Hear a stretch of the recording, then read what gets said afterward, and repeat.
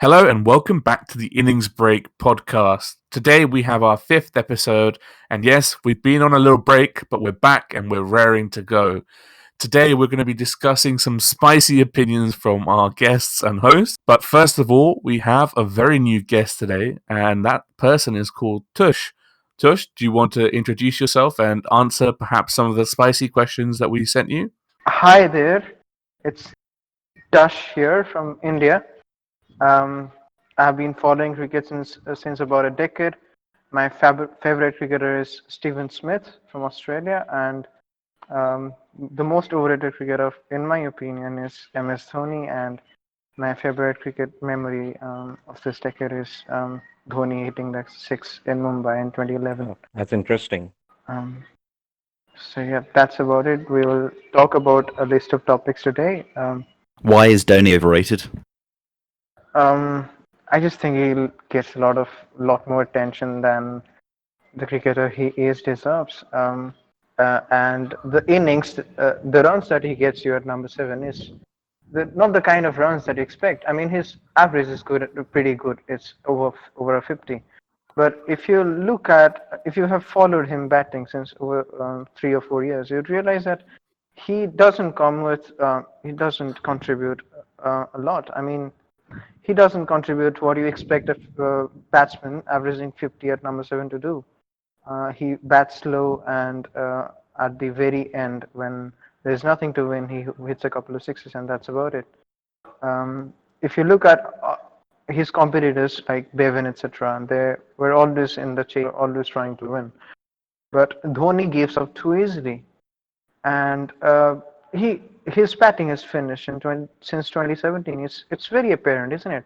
But he's still held on to his spot. I mean, even though it's very apparent that someone like Pant or even KL Rahul have been making their mark. So yeah, if Dhoni leaves today, Pant won't be a too bad a replacement, would he be? But he still hasn't retired. And so yeah, it doesn't leave a great impression. If we had retired in 2015 or 2016 or even 2017, he would have gone down as a great. But with the way he has batted in the last 3 years, he has diminished his legacy a bit. Yes, absolutely. I agree. In the last few years, he's not lived up to his reputation, and he should not be in the team. But saying that he's the most overrated player of all time is a bit too much, because if you think like since 2007 to 2013-14, he played such a key influence in not only wicketkeeper batsman but also captaining the team. So are you sure the most overrated player? I would say in the past couple of years, maybe the most overrated player. I might agree with you there. But as on the whole, There are a lot of players who are in contention of this thing. That I mean, there are quite a few players around there. But with the kind of attention that Dhoni gets, you don't expect him to go on that kind of a slide.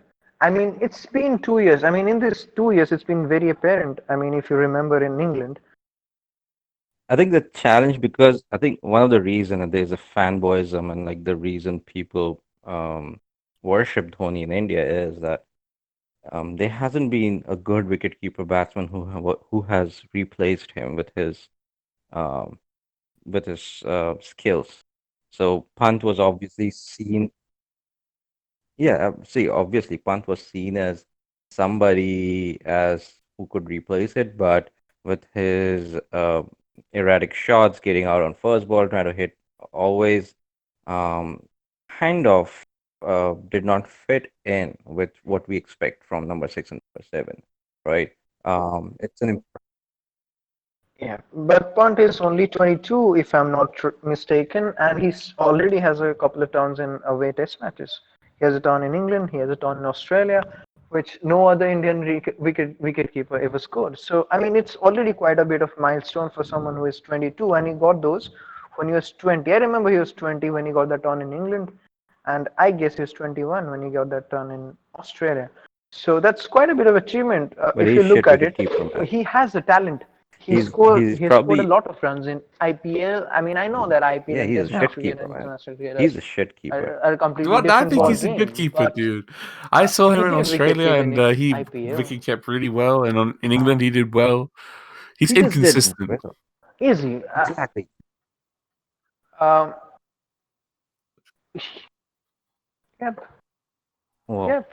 In New Zealand as well, he was yeah, pretty exactly. good. I He mean, was very see, as a clutch with wicket keeper, keeping. I didn't see I, him I would making I would making I rather can history in always New Zealand. Maybe he sorry let a couple I of would rather guys have go Punt here than and there, Saha but not personally, many big but that's mistakes in fine New with me. Zealand. I mean, Saha as a keeper. See, Saha, I agree he's not a great batsman. I think Saha, I So you're agree he's gonna not a drop great someone batsman. like I think Bihari maybe, he or would if he would have you're gonna um, drop Bihari and kept get up his Pant as a batting specialist ability, batsman. he would have been one of the greatest Yep. keeper batsmen to replace Dhoni. Thank you very much for that introduction, Tush. That was very good, and I think we've got to know you pretty well for that. So, um, right, so let's move on to the first section of today's podcast, and that is the stats post of the week. And I'm going to hand over to our good friend, Mr. Wicketkeeper, to elaborate on this. Mr. Wicketkeeper, what do you have for us today? Sure. So this week we have a post by user PickleRick1193, and this is basically a comparison of openers David Warner and Rohit Sharma. So this post says, despite Warner's phenomenal record as an opener in ODIs, Rohit Sharma stays just blows his away. I don't know what that means, but basically it's just in comparison of Warner and Sharma, um, standard innings, runs, average strike rates, and hundreds and fifties, and it's kind of evident that it blows away. Rohit Sharma blows away um, David Warner, and there's also a comparison of World Cups, same stats like how better um, on an average, Rohit Sharma is than David Warner. One thing I would say it's a standard I would assume because Rohit Sharma hit its peak when David Warner was away. That was a chance that David Warner missed to catch up on him. But uh, these both, in my opinion, are very neck to neck. These both are very good openers. It's hard to compare different team, different kind of match settings, and of course the sandpaper gate. I'm pretty sure that has mellowed down David Warner a bit, so he has lost his edge. What he had previously, his ferociousness, his sharpness to attack, and I think Rohit Sharma will keep that edge forever moving forward. What do you guys think? I think you did a very good summary there, and yeah, you make a very good point that these are probably two of the prime world openers in ODI cricket today, and I wouldn't mind either of them in my team, but yep, it does appear that Sharma's record as an opener is outstanding, and for me, he's the best ODI opener to probably have ever played the game. So that's a bit of a statement there, and I know you guys will probably disagree with me, but go ahead. The only World 11 that he might not walk into would be England, or, well, perhaps Australia. The reason for Australia, are you really going to drop David Warner for him? Maybe not. And then the other one's the captain, Aaron Finch. England, Johnny Bairstow, Jason Roy, they won the World Cup. So, and then Sharma's older than most of the players I've just listed. So he might not walk into everyone, but he certainly would be there or thereabouts. So yeah, he's probably better than David Warner. He's if we're going on overrated and spicy opinions follow, Rohit Sharma I think is the most overrated Test opener in the world currently. Surely you would choose Rohit Sharma over Jason Roy. How or many Johnny ODI World Bairstow. Cups Come does on, you can't compare Rohit the Sharma two. have? They're like Well, exactly. How many does Jason one, Roy have? yeah. So, One. but you can't compare them. that's such a Well, a in favor of Rohit Sharma, it's always like nobody can beat him. Like three double centuries. yeah. You, I mean, that's extensive. That has uh, like his average with those double centuries.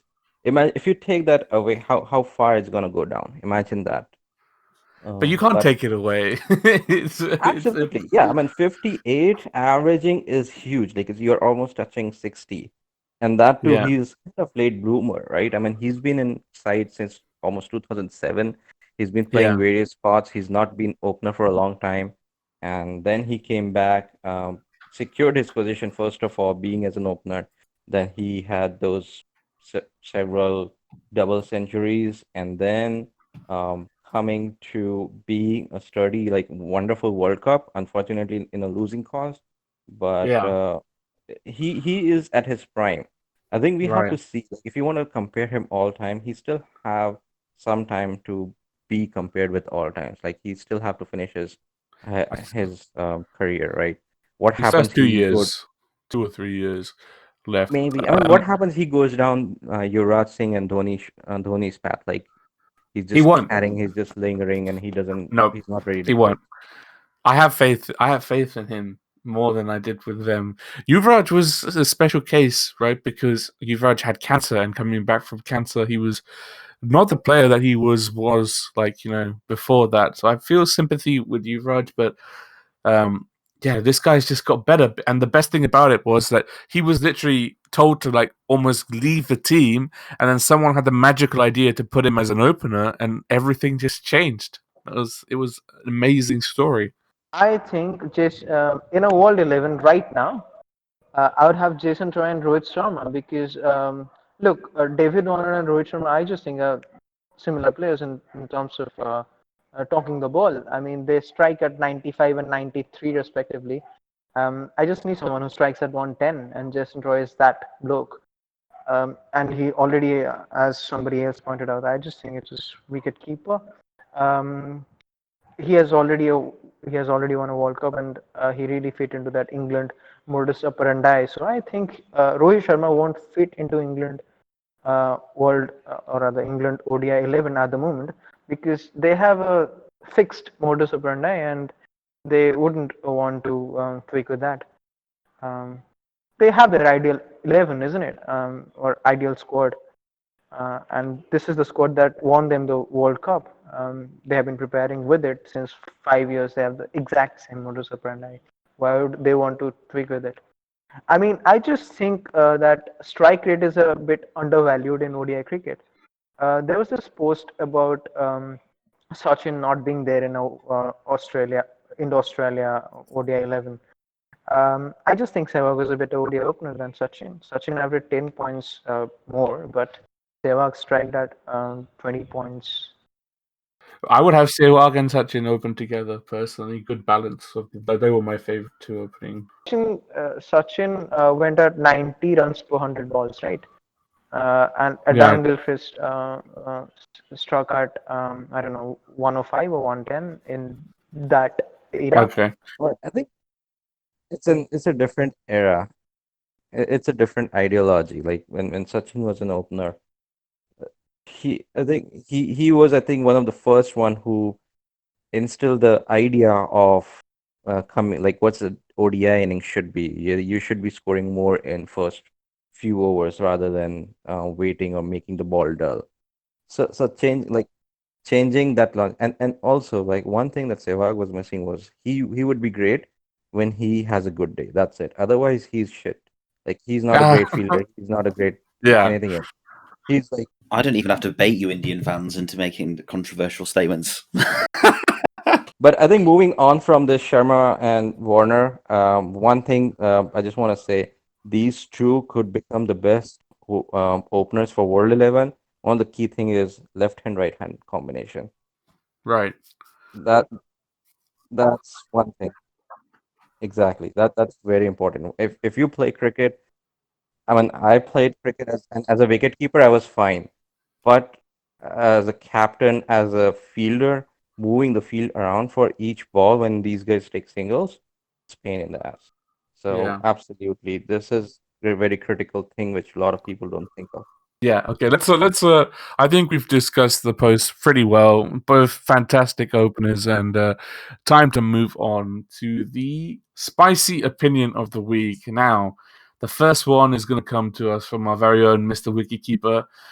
I'm pretty sure this podcast has been very spicy already, but please go ahead, sir. Sure. And I don't know how spicy it's gonna be. Somebody like I am not. I usually don't have a very spicy opinion, so I have to spend a lot of time to figure out what could be, what kind of opinion would be literally spicy one, rather than like, yeah, people making agreeing with me. So my opinion, which I think would be spicy, is that umpires in today's world are overrated, and they would be replaced. They should be replaced out with technology very soon. The only thing they are, Completely. yeah, completely. The only thing they're doing on the field right now is managing behavior. I mean, if they you don't have umpires on field, they you would see much more fights.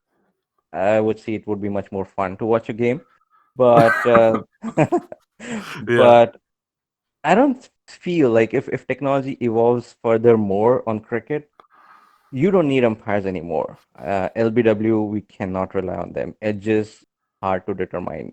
Like you can Right. replace them by, well, I mean, just for timings, right? I mean, even if you review, it still takes too long, right? I mean, a right now, somebody you gets an out, batsman reviews it, like they think for 15 seconds, should we review, yes or no?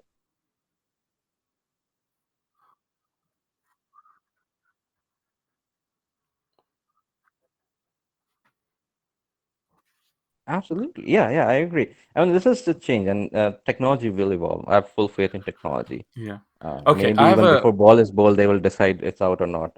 Yeah, Sorry. I have a question for you guys. So before DRS was introduced, right? Mhm. If the ball was like clipping the wicket with the, they used to have Hawkeye even before DRS was introduced, right? That would be considered a bad decision if the umpire didn't give that out.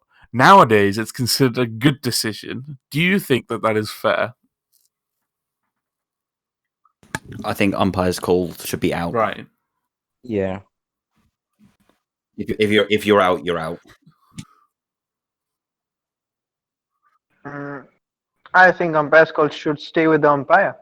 Uh, I just think umpire's call should stay with the umpire. The thing is, DRS is not conclusive. DRS is if you. I have a friend who works with this DRS stuff, and he said that you don't realize how Right. haphazard it is. They just do things, a lot of things in it, in a just. It's not thorough, and there are a lot of variables involved in.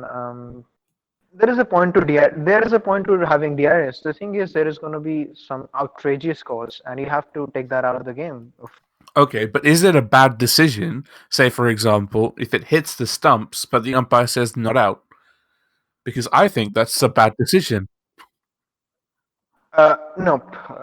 Nope. I think there is a Right. bit of Yeah. uncertainty with it. With it, the ball might not have clipped the wicket.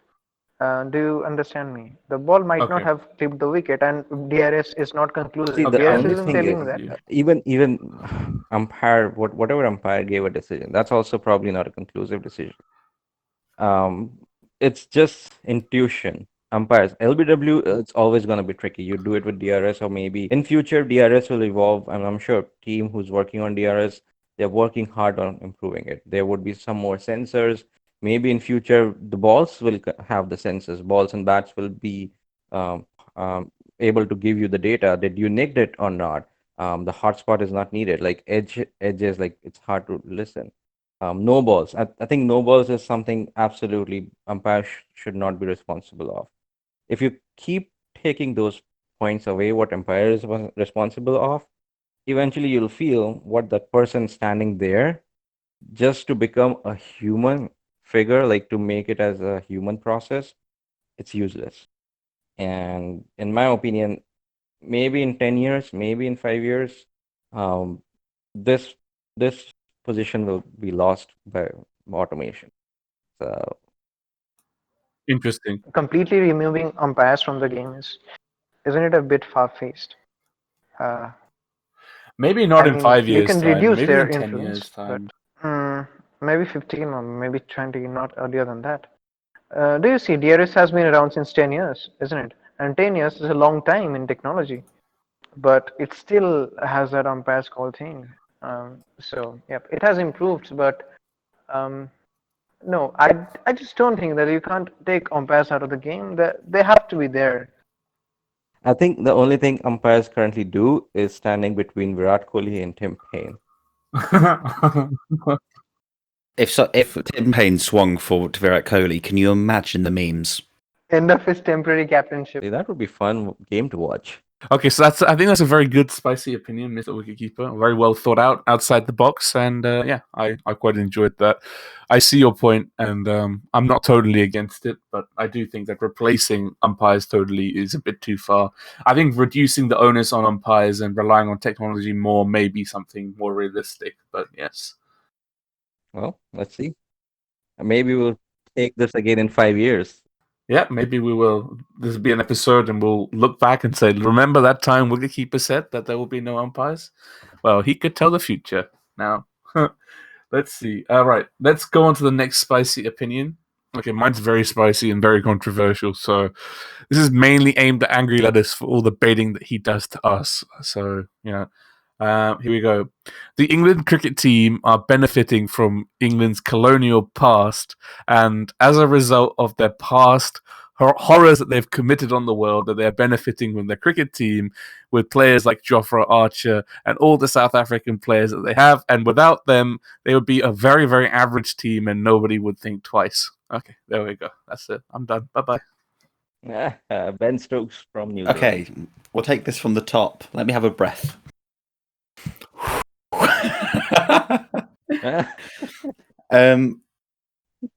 Yeah, probably. Really? I mean, yes, it is literally what's happening. Yeah, it does it for Ben Stokes. Ben Stokes is English. He just happened to be born in New Zealand.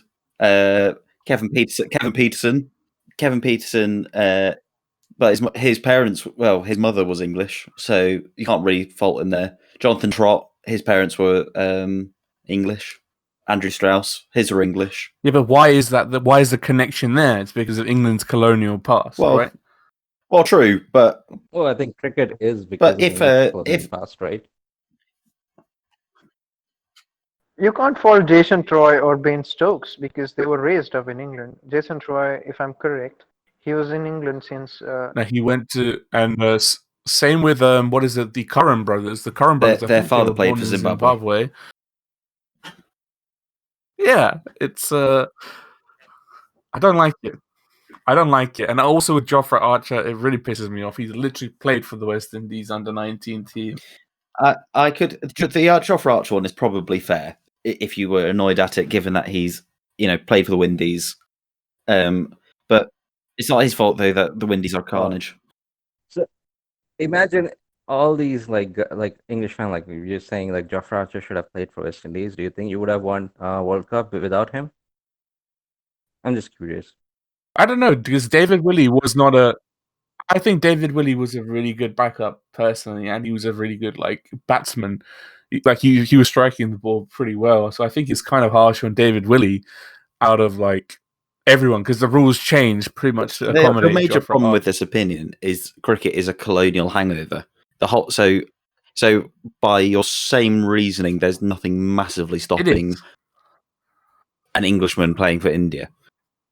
Or you could claim that the only reason that MS Dhoni, Virat Kohli, insert any big name you want, is famous is because of the English colonial empire.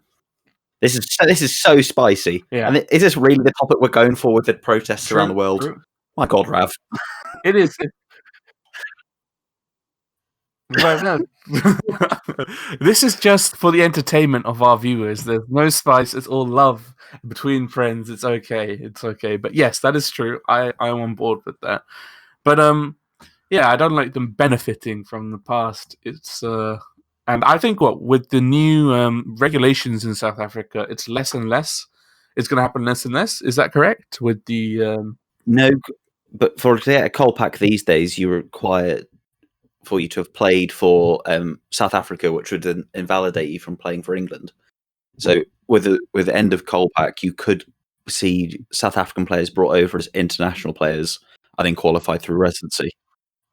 So let me ask you this thing: why is English team always sourcing its player from outside? I know from Ian Morgan. Because others want to play for England, isn't it? England has a much better environment for cricket, I believe, compared Right. to South Africa. Well, having had a quick look about Jofra Archer, his father is English, so he's held a British passport through his father for most of his life. So I think it's all mute. I think you just don't like that Brits move abroad. Right. So that was I think it was a very spicy. Please take it with a grain of salt. I was trying to be very provocative on purpose. I may not necessarily. I do believe it, but I wouldn't say that out loud anywhere apart from this podcast. So exclusive content just for you guys.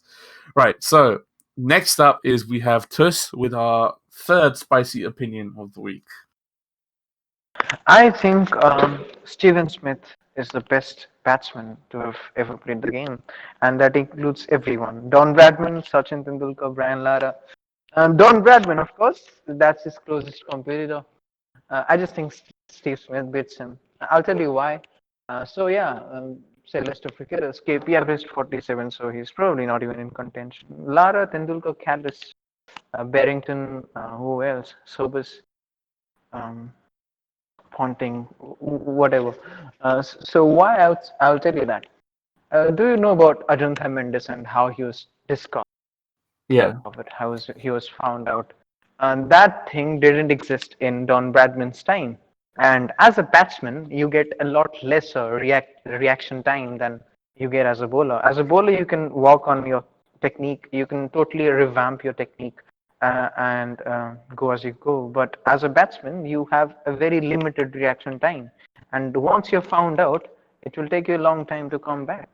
As the case with David Warner, I'm sure Broad would have benefited largely by watching clips, etc. And if they weren't there, Warner could have had a okayish or even more than okayish Ashes series.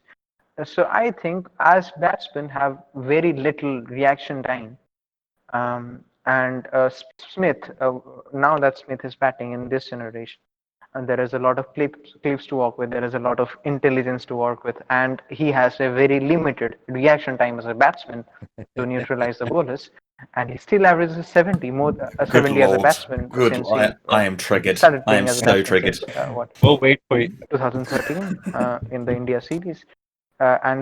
Look, if you average 50, that marks your greatness. And averaging 70 is like averaging 20 points more than that in this generation where batting isn't exactly easy. Yep, that's my opinion. Bradman averaged 100, but that was largely against a single opposition. Imagine Smith going on a 50 match or 30 match streak against England. He will average 110 or 120 anyway. Yeah, that's my point. So yeah, yeah. So I think Steven Smith is the best batsman. Don Bradman comes close, but I'll have to give it to Smith. And there is one more thing. I think I have the kind of OCD that SPD Smith has. I tend to get relentlessly obsessed with stuff, and Okay, so you right. yeah, I just see how he walks as a batsman. I just Right. understand him more than I understand Okay. any other cricketer. When you get this obsessed with things, you think about it 24/7, and the way he saddle bats, I just think that yeah, he's the best batsman right now and of all time. I mean, right now is. Oh, right. So SPD Smith versus England. So, as I said, I'm pretty triggered about the whole thing. I guess after 55 tests, we'd eventually find a weakness in his game. Whether that's Joe Denley bowling around the wicket, I don't know. It could be something outrageous like that. But eventually, he'd average less than 100. Eventually. Do you see? I've already played about 20 tests against Steven Smith, and you're yet to find a solution. 55 and 20, it's Well, not Joff that Archer big a found a difference. weakness. I mean, 20 tests is a lot of. But 20 tests, he played. Yeah, He might have knocked played him more out. than that. He played in 2013 Ashes, 2013, 14 Ashes. So one thing is that I think he's not all. We cannot counter him all time greatest because he's still playing. He's on his peak, and we have not seen his downfall if he will in future. So you're hoping that he'll continue his greatest form, what he is in right now, but you never know. I mean, usually we see people do fiddle out in their end of the career, and that's what we have to wait and see how does he behave when he's about to finish it off. comparing with Don Bradman should always be out of question because the era he was playing against, probably he didn't have the best bowlers, the pitches, and probably he didn't fit. And I think Tush rightly pointed out, he's just playing one team. Right. I mean, even if it clips, like he's just playing one team, right? If you play a team over and over, you know their weaknesses, you know how to play them, and you excel in that. And he didn't have TV clips. And English bowlers didn't have TV clips. Right. But again, Smith has not finished his career yet, so let's wait. And I think, and once he's done, Right. Okay. So let's move on to the final spicy opinion, and that is from Mr. Angry Letters. Do you want to go ahead? So my opinion is less spicy than some of the opinions flouted, as I didn't want to cause a fight with some of my opinions, nor do I want to be deleted on Reddit. So my spicy opinion is that Joe Root should not be England captain and should be demoted to batsman. So he has captained 39 matches. He's won 20 of them and lost 15. But before he became captain, he was averaging over 50. 52 and a half it was. And since being captain, 39 matches later, as captain, he's averaged 42.9, which 10 runs from the middle order is massive. And then, his captaincy record is kind of padded by an absolute thrashing of South Africa that's just gone on. The Ashes that he's captained in, we've been trounced away, and at home, it was a draw. His captaincy is widely said to be fairly poor. So, no, I don't think he should be captain. Who I think should be captain is an even more spicy opinion, and it's Rory Burns. He's not nailed on necessarily in his role, but since he started and had a very shaky start against Sri Lanka away, he's averaged 33.75, which, it's not great, but it's a lot better than most of the openers we've had in the last decade. And then his CV reads as Surrey captain. He's won the county championship as captain, and at the same time, he averaged 65 with the bat. That is my... Okay, so no Ben Stokes as captain? Do you not think that's a possibility? I don't think anyone who hits someone in a nightclub or walks off a cricket pitch calling people four-eyed expletives... how could you say that I to love that Ben person? Stokes. How could you say that to the person when Jack Leach is his best mate? Yeah, Ben Stokes is a great player, and he's fine as a lieutenant, as vice captain. He doesn't have a place as England captain. You can't have someone with that hot a head running around. You need a middle order batsman more than a captain, isn't it? You need a solid middle order batsman. I think in the case of England, captain. who especially until recently, where batting collapses are so common, and 10 runs per innings. If we look at other members of the Fab Four, so Williamson, Smith, and Kohli all average more with the bat when they captain, and Roots has taken an absolute plummeting. Okay, here's another alternative spicy opinion. Root had overperformed massively given his limited potential compared to every other top player on the planet. And as a result of captaincy, he just couldn't take the stress, and now we're seeing the true Joe Root. You're just wrong, and you know you're wrong, and that's why you're laughing. I think Tim Payne is a good example there. Sorry. Yeah. Tim Payne, he's not doing pretty good with bat, right? I mean, but he's leading the team as a test team pretty well. He's standing up. He stood up when the team needed most. I think he postponed his retirement. He was planning to retire from international cricket altogether, but he postponed it. And then that's what I'm saying. So as a captain, you always don't need to be a great batsman. You need to be a great captain. Being a captain is more of an orchestration process. But how about setting an example with a bat? When your captain performs, it's a psychological advantage. I mean, if you had to choose someone who was a nailed-on favorite for starting every game, who would it be? For me, I think it would be maybe Stuart Broad. I don't know. What do you think about that? We'd have no reviews after the second over. I guess fair enough. Yeah, he's famously tunnel vision. he's famously tunnel visioned. Right. So all he wants to do is think about his bowling, and then the other one that people suggest is Jimmy, who is famously grumpy and has fallen out with every captain on the field going. I'm not sure you want that bloke to lead. Don't get me wrong, he's a legend of the game as far as England concerns, but captain probably not. Right. And then if you go down the order, there isn't a massive standout candidate for captaincy. They will probably give it to Stokes if Root decides to step down. But the last two all-rounders that were made captain for England were Flintoff, and that went extraordinarily badly, and both went even worse. Did you think that Alistair Cook was a good captain, Lettuce? Considering what came before him, he did pretty well to lead us into a better place. But yeah, he did start to decline as a batsman to a degree. But he brought respectability after the KP debacle and the whole carnage. Perfectly good Alistair Cook. Right. And the good thing about Alistair Cook is that, what controversy has Alistair Cook ever got in? The answer is none. I'll tell you one controversy he said. He said that the 2013 Champions Trophy team that that lost to India in the final was the best team in the tournament. Now that is the biggest controversial statement I've ever heard, and that's absolute bullshit. But I love Alistair Cook because he's an Essex boy and he's a very down-to-earth individual and very likable. Apart from that horrible thing he said, he stated it on Sky Sports we were the best team in the tournament by far. I was like, no, you weren't. You were absolutely nowhere near the best team in the tournament. Thank you very much. You had that bold guy bowling spin for you, James Treadwell, and yes, I was like, absolutely not. But yeah, fair enough. Yeah. To discuss briefly Tim Payne, Australia's needs at the minute is a good bloke who can captain well enough, and Tim Payne is one of the best keepers in world cricket. He's not fantastic with the bat, but then you look at his stats.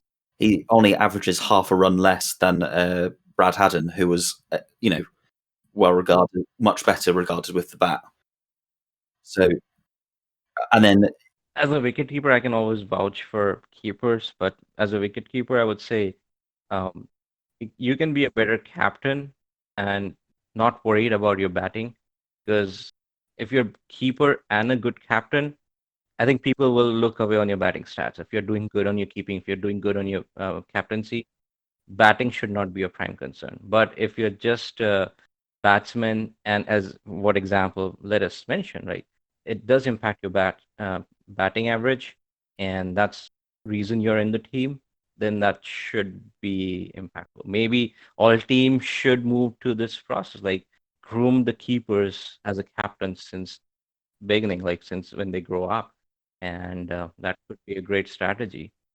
Well, thank you very much for sharing your spicy opinion. That was a very spicy episode indeed, and just remember, it's all for fun, and please don't take something too personally, and feel free to share your own personal spicy opinions in the comments down below, and please join our Discord so you can get involved with our debates, and trust me, these guys love a debate on the Discord. I think I've seen a few go on for a couple of hours at least, where no side is going to back down. But yep, I really hope you enjoyed this week's episode. Yep, this is just us getting back into the swing of things. Next week we're going to have we don't know the exact topic yet, but we have a list of some very interesting topics. So please do tune in for that. And I'll leave it to all the guys to say goodbye. Thank you, Toast, for joining us, and everybody who's listening. Please give us your feedback. We are rearing for your feedbacks. Hopefully, you guys didn't miss such, or hopefully you did miss us. That you're rating to listen to us. We'll try our best to keep back our schedules on, and join us. Trust joined us. He was on our Discord. Please hang out on our Discord area. We'll probably reach out to you to join our podcast sometime. So everybody is welcome. Let's talk about cricket. Yeah, it was a very good experience of talking to a very knowledgeable set of folks.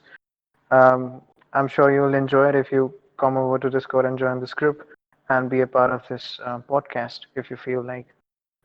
So yeah, that's about it. For sure. Thank you very much again, Tuss, for joining. Next week, we will probably have the legendary ARG and Foothill back as well. So all the Foothill and ARG fans, just hold on to your panties. They will be back. But anyway, guys, take care and stay safe and have a nice week. Bye bye.